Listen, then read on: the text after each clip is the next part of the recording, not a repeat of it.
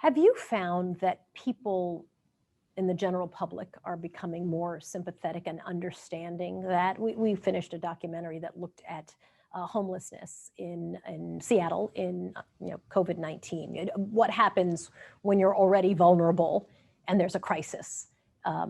There's a crisis, and you're already in crisis, essentially.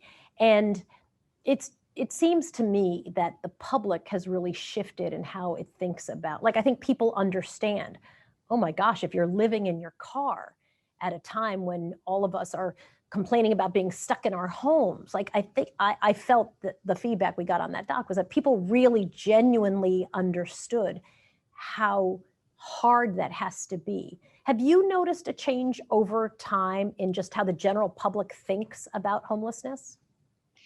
I think what I've noticed, which will be a funny way now to say it, but I've noticed that the political world and the media world is catching up with what the general public thinks.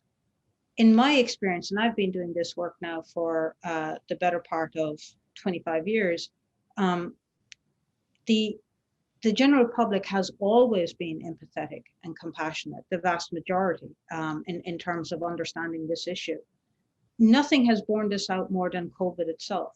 I mean, one of the things that it's just, beautiful to see that while families have been suffering through the economic crisis of COVID, and mind you, the families that are bearing the brunt of the economic fallout of COVID also bore the brunt of the health crisis itself.